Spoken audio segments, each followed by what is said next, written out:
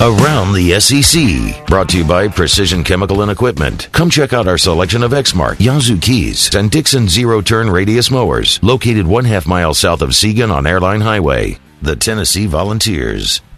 Tennessee junior safety Jansen Jackson has been dismissed from the team. Derek Dooley announcing the dismissal earlier today.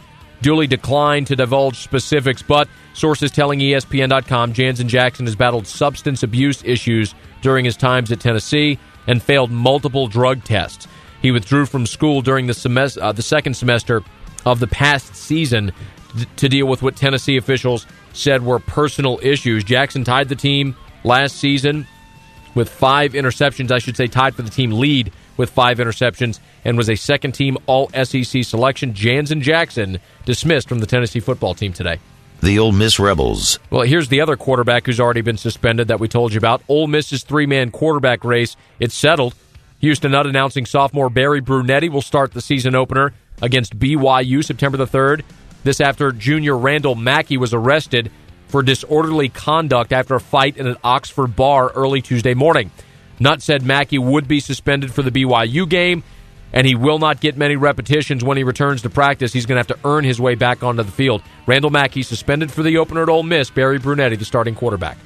The South Carolina Gamecocks. Well, they're holding their breath in Columbia. A couple of hits to defensive linemen in yesterday's practice. Jadeveon Clowney left practice with a sprained left ankle.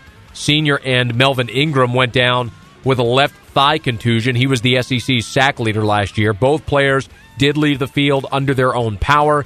Steve Spurrier said he did not think either injury was too serious. The Gamecocks open September the 3rd against East Carolina in Charlotte.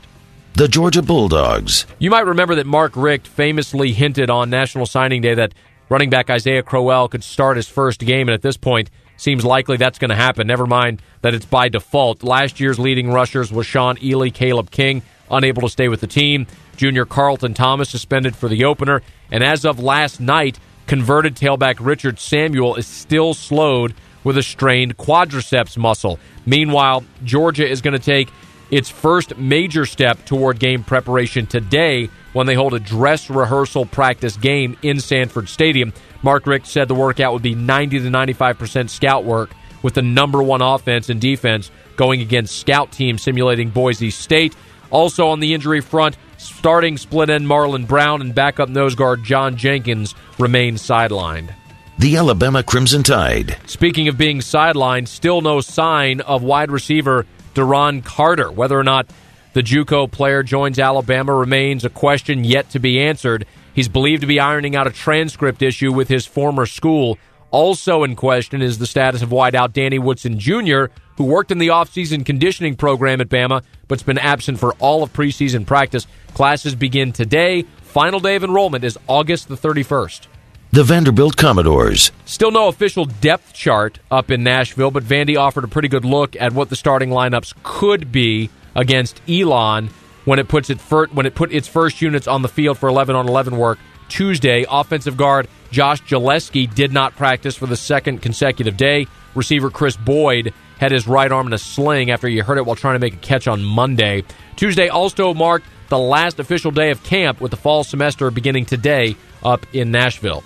The Auburn Tigers. And a cornerback from Tallahassee committed to Auburn last evening, giving the Tigers their second cornerback commitment in 3 days, the 15th commitment for the 2012 signing class. His name is T.J. Davis, selecting Auburn over a long list, including Florida State, Alabama, Notre Dame, Ohio State, Florida, LSU, Arkansas, South Carolina. He's rated as a 4-star player by ESPN. There you have it. That is Around the SEC.